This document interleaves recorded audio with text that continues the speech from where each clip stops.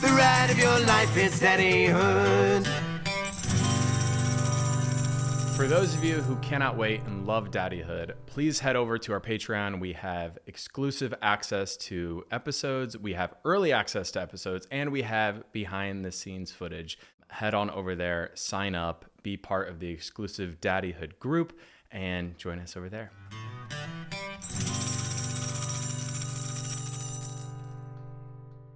Welcome back. This is a continuation episode of part 2 with California Cryobank. I am with Sydney and Carey, and part 2 begins now. California Cryobank. Yes. Let's get into it, because the work you're doing, as someone who has been through this, but not really in this angle, you are doing something different and needed and important, but also in such an efficient way. So let's talk about your experience. I don't know who wants to go first, but just when you first joined California Cryobank, and obviously the parent company, Cooper Surgical, what made it different? So many things. I mean, I was thinking before too, even, Rebecca on our team, she was pregnant when she interviewed for her job and didn't tell them until, the people she was interviewing with, until before she signed the offer letter. She said, I have something to tell you. And she had been agonizing about it. And, I'm pregnant. And her boss at the time said, amazing. When are you due? And just wanted to talk about the baby versus the, oh my God, what are we going to do? Right. Yeah. Cooper Surgical purchased or acquired California Cryobank, Donor Egg Bank USA, Cord Blood Registry all a few years ago. And we were a little nervous, people who had been with our companies longer before that. And we have such a shared mission and value system. It has been such a relief. The mission of Cooper Surgical is healthy women, babies, and families. And I think they've articulated exactly what our brands stand for as well. Yeah. And so, going back to California Cryobank, a big part of our mission is to bring the use of donor sperm and the donation of donor sperm out of the dark. Yeah. Yep. We want, and really donor gametes altogether, right? It applies to Donor Egg Bank USA as well. People have been ashamed, afraid, didn't know how to talk about it, didn't know that access was there, didn't know that there were ways to make it more affordable. It's not affordable, let's just be very clear, but there are ways that can be supported, financial plans, and some insurance like we're talking about has moved to cover it, but make it not a dirty thing. And that's what we're trying to do. And transactional. Yes. I mean, there are definitely parts that feel transactional and you have to get through that. But as a whole, to have that feeling of connection and the emotional connection, not just a business and professional connection, is so important. Our client services representatives, they're managers, magic. Oh my gosh, so empathetic, so excited. Yeah. So, at Donor Egg Bank USA, there are pictures all over the wall in the kitchen at the office of all the babies that they helped create. And, it's tough. We have tough jobs, through the operations team and legal and, there's all that, the research, the labs, the cryopreservation. Yeah. There's all this stuff that we got to do and red tape to work through. But the fact that at the end of the day, we're creating babies, families like ours. So are ours. And I think I know some of the answers to this, but what differentiates California Cryobank from other sperm banks out there? So I'm going to speak to that because I don't just work at California Cryobank. I was a family of California Cryobank before I got this job. So I had to do the research, right? I had to look at all the different sperm banks that were out there. California Cryobank came recommended to me by a family friend who are my parents' age, who have kids who are a little bit younger than me, who are donor conceived from California Cryobank. So California Cryobank has been around for over 45 years.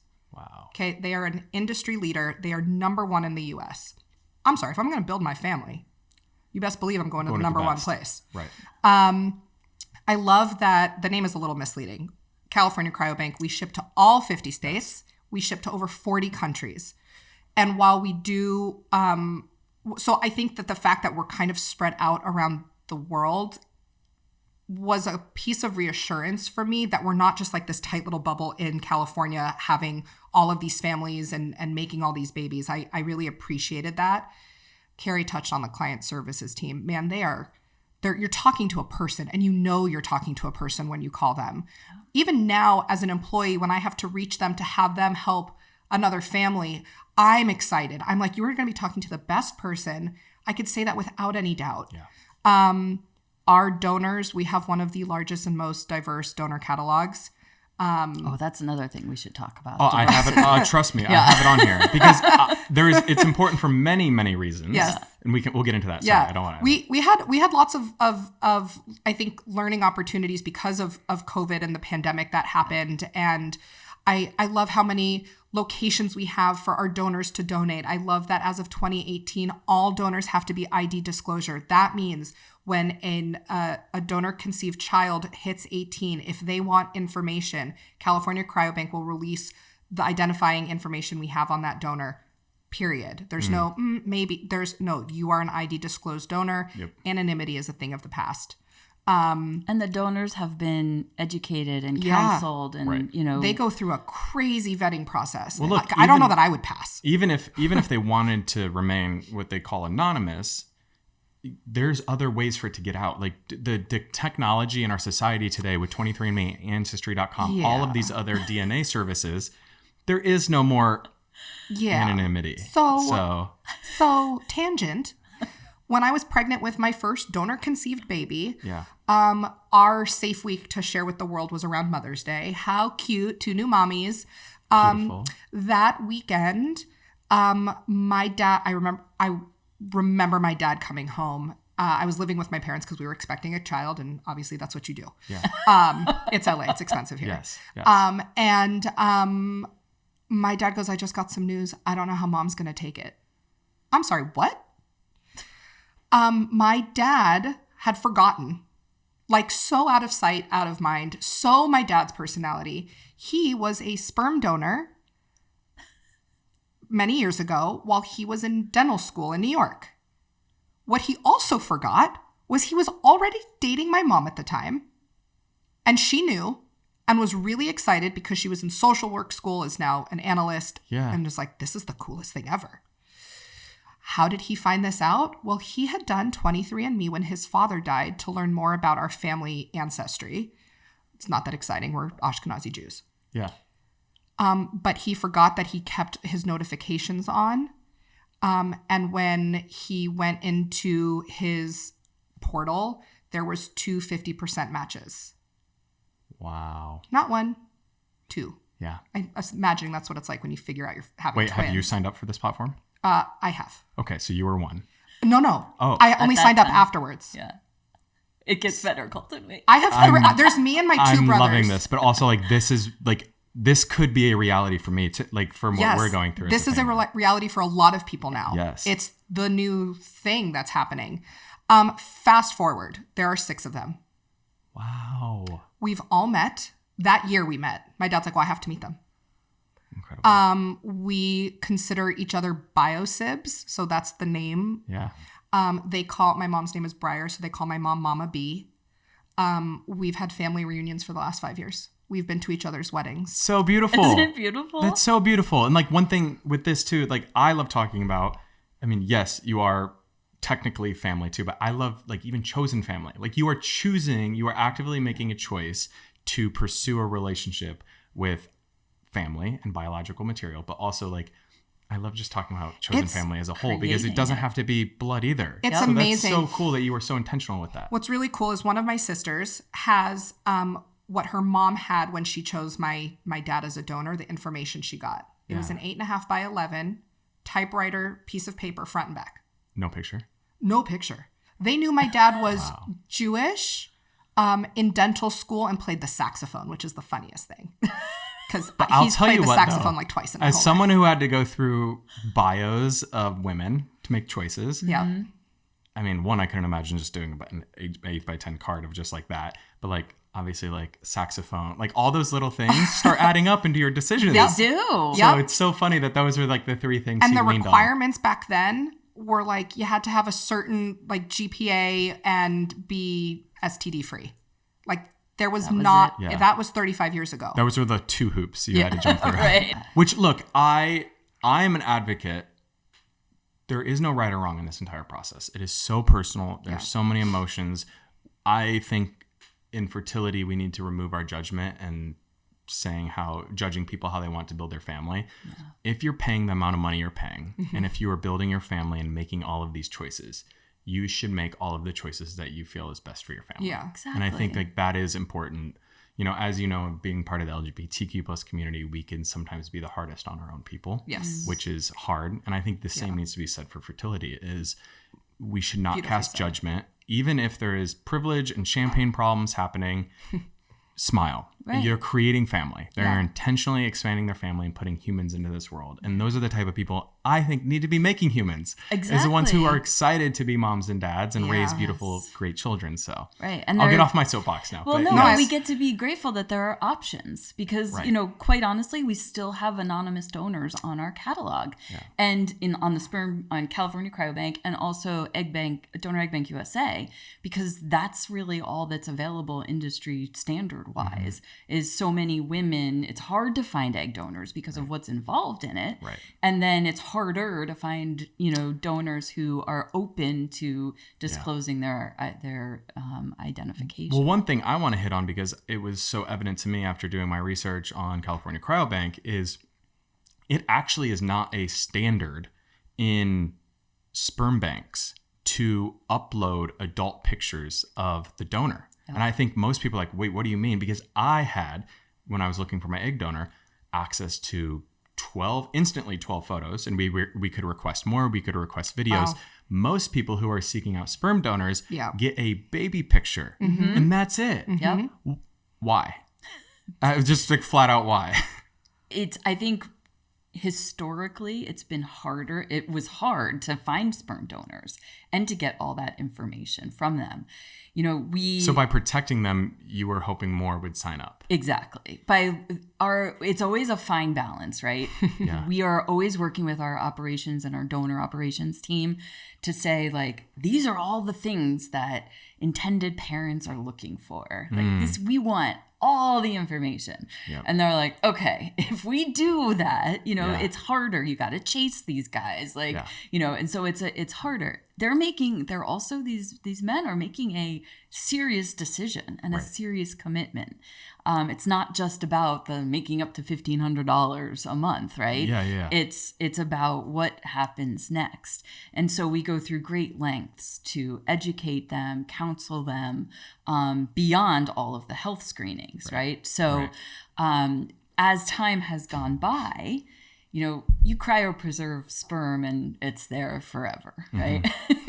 As time has gone by, we have expanded our requirements. So in our catalogs, you know, you still might find some older profiles that, again, it doesn't mean anything about the sperm quality, but we don't have a consistent library of information. Because things change. Science changes. Like standards change. Exactly. Oh, the information, when we reported our pregnancy, I was mailed a jump drive of my donor's information. Wow. I mean, now it's a digital. I mean, that's how much things have changed in 5 years. It. Yes. But I know more about my donor, his parents, his sister, his aunts and uncles, and all 4 grandparents. I know all of their medical history. Yep. I don't know about that my own family, and they're all living in right here in my backyard. I mean, I know my donor's SAT score. Let's talk about how important that is. And I want to get into diversity, but before that, I do want to talk about your screening process.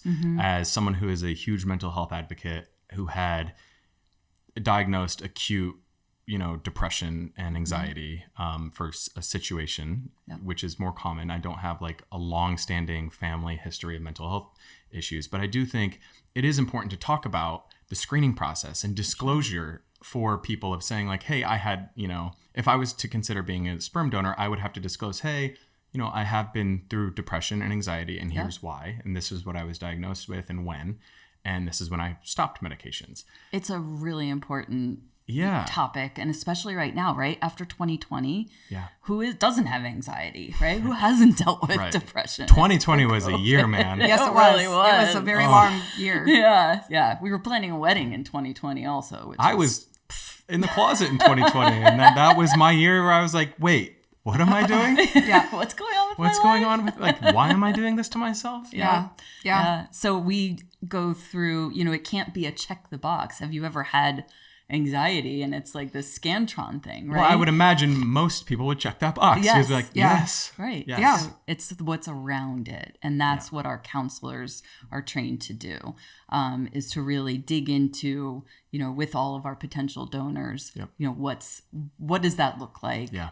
How was it handled? Where are you now? What does that extended family history look like? Yep. Like Sydney said, we dig really far back into your own, immediate family and then parents, grandparents, health, and there's some things, again, like our grandparents probably had stuff that we didn't know about. Yeah. Right. And I think this part's always really hard for me, right? Like, I think what solidified it for Britt and me is all of our donors are screened by a clinical psychologist. Everybody has to meet with them. So it's not just like you look good, you sound good. There's a real deep conversation that's being had. It's not just a quick, like, walk in the door, leave. Yep.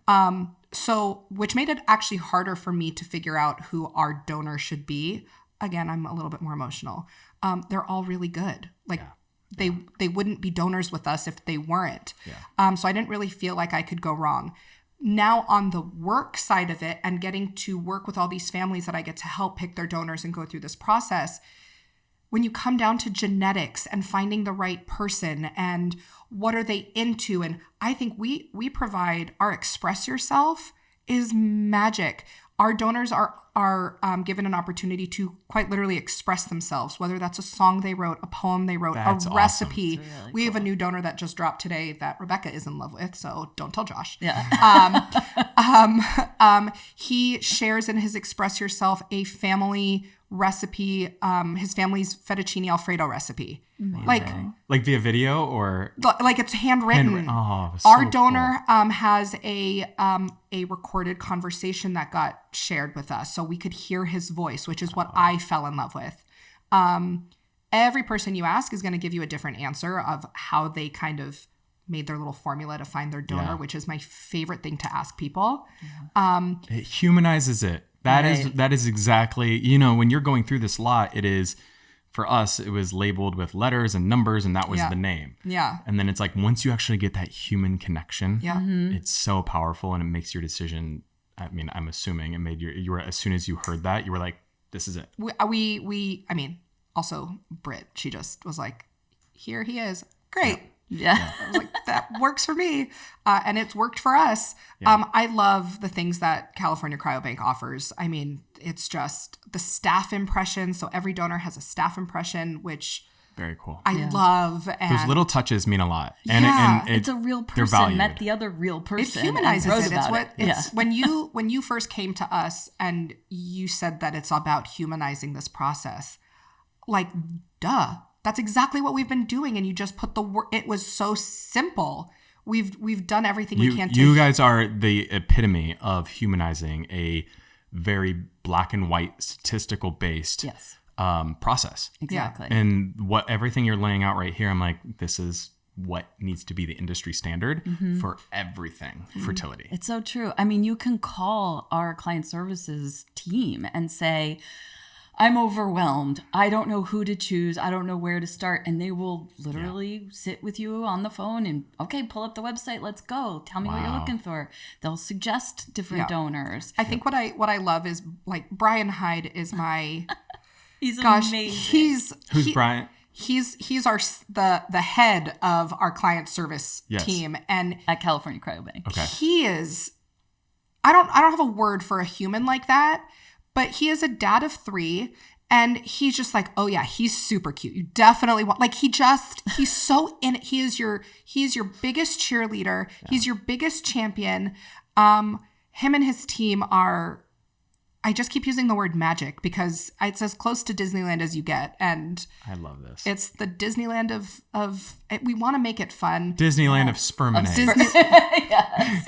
Sorry. Where magic happens. Where magic quite literally happens. Yes, it's true. Yeah, and that's just the sperm side, right? Yeah. Then California Cryobank went, great. We need a private place where our families can now connect on a donor sibling registry.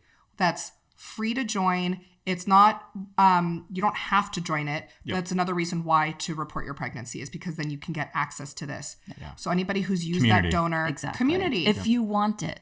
That's the other thing. It's an option. Some people and you can join at whatever time. You don't. more- It's not that there's a window. Yeah. My wife and I only recently joined like a year ago. Yeah. And our oldest is 5. And we've connected with a few families, one of which I text with. Like we've connected, and I was like, why would I not want to do this when I've already had that opportunity with my bio siblings, and I wish I'd known about them earlier. Right. My whole life I've asked my parents for an older brother, and they're like, that's not the way it works. They lied. I have 2 older brothers now. It can happen. So we have that. We have our Cord Blood Advantage program with our other sister company, Cord Blood Registry. So you can preserve your baby's newborn stem cells, and we give it to our expecting families. You get our processing and shipping and first year of storage for free.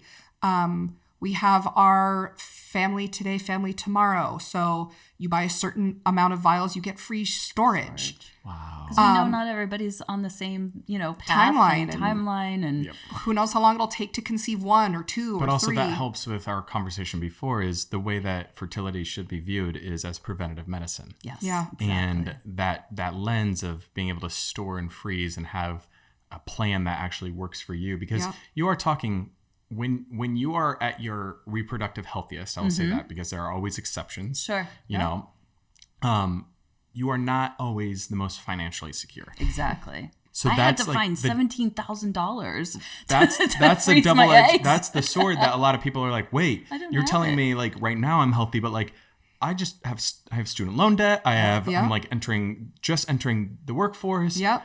You don't have a lot of resources at your fingertips. Yeah. It's true. It's true. But I was committed to finding a way. Yeah. Put it on a credit card, and People can figured get it out. creative when Exactly. they want to have families, they can. But I think it is we're here to work absolutely with you to do beautiful that you work with people. Yeah. That's different and not often found. Yeah. I think that's also one thing that people don't realize is there are different, my doctor put it so bluntly to me. He goes, what I need you to understand is you are my patient, but so is your egg donor, and so is your surrogate. I have 3 patients to give you your family. And I was like, oh, wait, yeah, that's true. And you guys, in a way, too, have to service many different aspects of the process. Right. Yeah. And you're balancing the well-being Of all of them. All of them. Yeah. Yeah. Which And is a challenge. finding that best interest, too, Exactly. has to be challenging. Yeah. Well, I want to get into this. I want to get into diversity for many reasons. One, for couples. And I think it's important, obviously I think you guys know the answer, but like, why is it important for California Cryobank to have a diverse catalog of sperm? Because that's the needs. That's how we service the needs of the world. Our diverse families. Exactly. Like the world is not a cookie cutter place, right? We don't all look alike or sound alike, and we want to be able to offer what people are looking for. The challenges have been, it's basically misconceptions that have limited the choices and the options for people. And that's a big part of what we are trying to do on the donor recruitment end of things, is educate our potential donors so that they understand, the reality of being a donor, in every aspect. Yeah. Right. In the Black community specifically, it's been a major challenge to find Black donors. And part of that is the misconception. Young Black men don't want to continue this idea that Black men are not present fathers. Mm-hmm. And so many of them shy away from wanting to be donors because they don't want to keep that stereotype, wrongly continuing. Yeah. And so that's part of it, is the education of like, that's not what this is, right? That's not what this is about. There are Black families that want they have every right to have children that look like them if that's what they want. Yeah. Right? That's Right. it, you know, that's what we all want, right? Is for, well, I shouldn't even say that. Everybody wants different things. Yep. Yeah. Right? When on the egg side of things, for me, I was looking for more of a someone who looks like me and had my heritage so that I would have, you know, see what that mix would look like with my husband. And that's the most common, Yeah. right? Yes. So Yes. they want their kids to represent them, especially for same-sex and also straight and heterosexual couples as well. They want them to resemble their family unit. Right. Because I think naturally you want to reduce risk of bullying and the well-being of your children, and you don't want them, you just want to protect them. Yeah, for And sure. if you can do that by looks and appearance and making it feel like a family unit, you're going to do that. Yep. Yeah. I know that was a decision that we made, and Yeah. we were intentional with who we were selecting and why we were selecting Right. that person. I mean, you know, to be quite honest, the donor selection process was very challenging for my husband and I. Yeah. I had to grieve a loss for a while as we looked at all of these different profiles, because that's what I was doing, was looking at it like, who's replacing me and my genetics?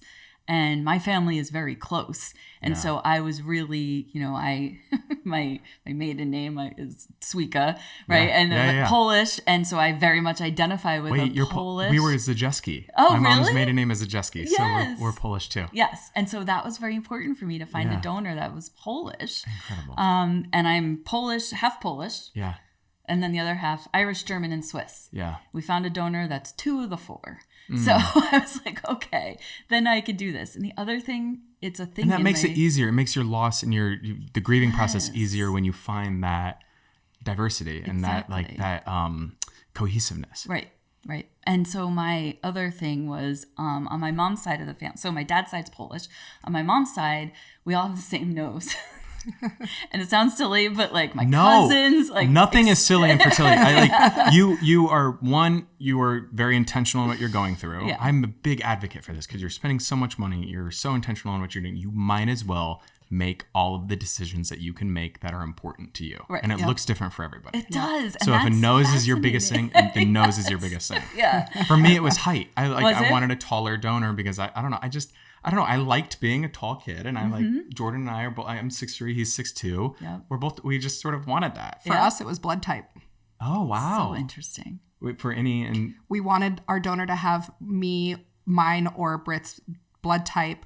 I don't know if there's science behind it, but we wanted, if God forbid our kids needed anything, and You guys we could wanted get to be blood. the first. yeah, I think going back to the diversity thing too, and especially I know from my Black community and my friends in that community is there's overall too a stigma and a distrust with our medical services. Yes. in the history. Huge. Yep. And I think that's important to call out. And like, I know we're 3 white people sitting here talking about it, but I just know from my community and my friends that is a very real thing that is not often talked about, but it has to be just acknowledged. Is there is a history that is not great to that culture and that community that also plays a factor into their decision to not want to be a part of it. So I totally hear you. And I think, you know, for anybody out there listening that is considering being a donor, the beauty in it, beyond just giving the gift of life to somebody, Exactly. is you're presenting an opportunity for like a family unit to possibly be formed. Yeah. I think that, and you're giving people options Yeah. where sometimes it doesn't feel like you have a lot. Yeah. And nowhere to turn. we are still very much struggling to build specifically our like the Black donors in our catalog. Yeah. We don't have enough, and you know, we're partnering with different organizations in terms of recruiting and getting the word out there. We've made major I think strides in terms of like the numbers of applications that we've gotten. It's also the Hispanic community that we're really reaching out to. We partner with the LA Galaxy, Major League Soccer team. And one of them, this just really stuck with me. It was heartbreaking. We've done, some research on diversity, trying to understand what those barriers are. And in the Hispanic community, one of the learnings was that they felt like we wouldn't want someone like them. And it really stuck with me. Like, Okay. Well, especially from a marketing brain, I can assume you're like, wait, are we messaging wrong? Exactly. Like we need to step back and look at everything we are doing to make sure we are not reinforcing that misconception. Let's get that wrong. And really just change the way we are talking to people and how, the messages that we're sending. Well, we're a partner with Family Equality. I don't know if you're familiar with the organization. We're partners with them as you are well too. for Great. several I was going to years say, I definitely now, think there many could be a years. conversation you can have with them just to help with messaging and also just community turnout from different cultures and different backgrounds and ethnicities. So they, anytime I get a chance to talk about the work that they're doing for not only the LGBTQ plus community, but just like family building. Yep. I love plugging them because they're our nonprofit partner in this too. Of like, we just they're want wonderful. Amplify their messaging, amplify their mission, and what James Black, the CEO over there, is doing such a great job with the organization. So I always love talking about them too. That's amazing. So, They've and I'm been so glad that you wonderful guys are partners with them Yep. too. Yeah, we do webinars For with many them years. for many years now. Yeah. Amazing. Yeah. So we're They're incredible and great. This question's for you because you've been through it. Let's talk about the process. So someone out there right now is interested in becoming a sperm donor and or going about selecting a sperm donor for their family building. What does that look like with California Cryobank? How do they begin? Where do they find more information? Yeah. Step number 1 is to go to cryobank.com. And step number 2 is to create an account with us. And you get access to our entire donor catalog. The advice I was given when Britt and I were starting this many years ago, and everybody has, again, their own way of doing it, was for each of us to create our own lists of must-haves or must-have-nots. Yes. And then to come together and look to see what bleeds together. And that's how we kind of created our ideal donor. And from there, we opened up every single profile. We had I think back then we had over 500 donors. I mean, it was... I remember this though because we had at one point 20 tabs open. Yes. And we were shuffling through all of ours. That's how my brain works. So that's how many tabs were in my brain. It was a lot. Yeah. So by the time we narrowed everything down, we had less than 12. Wow. And we just went straight to their medical history and their birth year. Why the birth year? We wanted somebody relatively close to our age. Okay. So that when our child turns whatever age they turn, obviously we think it's appropriate to be having a kid at our age. We happen to choose someone who's born the same year as us. And I love going down little holes. Yeah. Do you happen to know what the oldest age donor you have in your system right now? I don't. That's very interesting. I think I would go with a different, if I was to do this, I would be I would love to try to find a donor that was one of the earlier freezed, just from a different, generation. Different time. Because I think that'd be such a cool counter. Anyway, Because getting way off the topic here. Once it's frozen, it's been frozen in time. But we didn't want someone. Yeah. Which is so interesting to say it. that out loud right now, because I didn't know about my dad yet. Wow. Yeah. And yet we were already thinking what happens when our children turn whatever age. Yeah. And if they want a connection with the sperm donor we used. I didn't want him to be too old. I also didn't want him to be too young. I wanted it, obviously not life goes according to plan, however it goes for each person.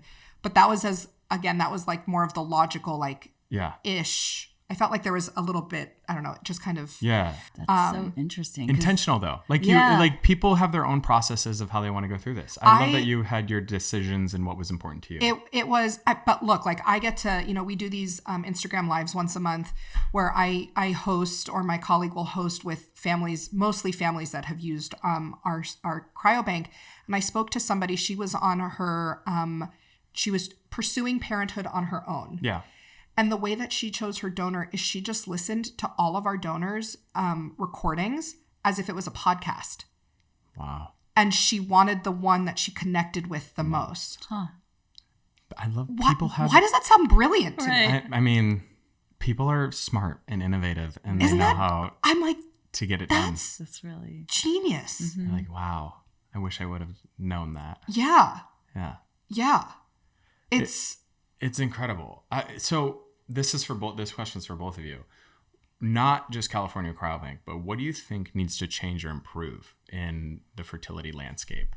Or that you hope just gets better? The whole fertility landscape? Yeah, outside, and it doesn't have to be specific to sperm donation or egg donation. Just I think like, what is your like, if you zoomed out and you're like, man, I wish we could improve here, here, and here. What would that look like for you? I think the beginning is that education. Mm-hmm. Yeah. Sex ed isn't about getting your period or learning how to put a condom on, right? You go to school learning how not to get pregnant, because that's what sex ed is. And then you go to have sex to get pregnant. And obviously I'm speaking more to the heterosexual community, and then you don't get pregnant. Right. So that I think needs to change. The scare tactic in sex ed, I think. I can agree with you on that. Coupled with fertility health as a whole, right? Yep. For men, what do you need to do to preserve your fertility? For women, access and resources so that you have the financial means to do that. If you're struggling, student loans, if you're 23, you're like, I mean, yeah, that's a smart choice, but how do you make those smart choices when you're 23? Right. How? Right. So I think we need more education, more resources, both educational and financial. And I think more of this. I think the more we talk about it, it's not a dirty word. It's not this should be a celebration at a certain point. I do think for some people going through this, there is a moment and a period of having to mourn your own DNA or your own, like, that's what it should have been. And it wasn't. For, same-sex couples too, that, I'm a healthy young female using good sperm. Why didn't it take? Right. Like sometimes I think, again, personal thought, I feel like it's just kind of survival of the fittest. Like if it was that woman and that man out in the wild, they just wouldn't mesh. Yeah. You just need to find a new donor. Yeah. But I think, again, being able to think outside of the box during your fertility peak when you're young and being able to kind of plan for the future, but also keep it liquid, like that's a lot to juggle. It is. And it's stressful. It's and really the number stressful. one rule in fertility is you want to eliminate stress. Don't be. It's so easy for people to say. It is. Like, just don't be stressed. What does that even mean now? I was like, what do you want from? Where do we go? Don't be. And then there's people who have secondary infertility. Yeah. So then they're trying and they have a kid at home. Right. Which is stressful in itself. And then don't be stressed while trying to do all of this. Yeah. I think when I was going to acupuncture to try to reduce stress during the whole time leading up to our embryo transfer, and the acupuncturist said to me, all what you're doing right now is creating a space, right, for a child to pick you. That's beautiful. And that was like, that really changed things for me. That'd be healing. It was. I was like, okay, like that I can control. Yeah. There is such a loss of control in this whole process for anyone who's involved in any sort of fertility journey. And to be able to think, okay, like we watched funny movies and I got a massage and, I did these things and now it's up to that child to pick us. Yeah. To pick his or her home. Every time you say that, I'm getting full body chills. Yeah. But that's what... And he did. That's what Jordan and I really are trying to do right now is practice gratitude. Yeah. We have a lot to be thankful for. It's so easy for us to nitpick and say, this was hard on me. But also, like, we have it easier than a lot of people. And we need to have that perspective. We also just need to have the perspective that it's our journey. It's our story. Yeah. And this is... When you own it and you... let it go and you take it for what it is, it does shift and it does change your perspective on it. It does. But you get to be happy. You get to be sad. You get to grieve, right? You get to do all those things on the schedule and the timeline that work for you. Yeah. That was a big learning for me too. Fertility isn't linear. Family planning isn't linear. Yes. Grief isn't linear. Life isn't linear. So I think to remember that and to be able to kind of come back to that, my wife and my kids, every night we now do rosebud and thorn at the end of the day. Love rosebud and thorns. And now my kids do it. Well, not Zoe. Is your bud what they're exciting about? Yes. Okay. Yeah. We do the same. And my older daughter, who's 5, makes up a rosebud and thorn for my 1-year-old. Love that. That's sweet. Which is adorable. She's very empathetic. She is. My son, who's 3, says the same thing every single day. So he's not quite there yet, but it's a practice. Right. And every Friday at Shabbat, ever since I was like my daughter's age, we would always go around the table and say what we're grateful for. Yeah. Like it is a line in the sand. There's a lot of noise in our world. Yeah. And how do you get back to your roots? How do you get back to your family? How do you get back to yourself? and to have that moment of gratitude and to have that moment of what am I looking forward to have that thorn, to say this really like sucked today. I didn't like it. Yes. Totally fair. And some of the thorns my kids say, like they're really good thorns. Yeah. That would make me upset too. Like I don't want to get pushed. Yeah, you're validating their feelings too. Always. Yeah, and emotions. It's hard. It's very hard. Yeah. So. And yeah, I think creating that space.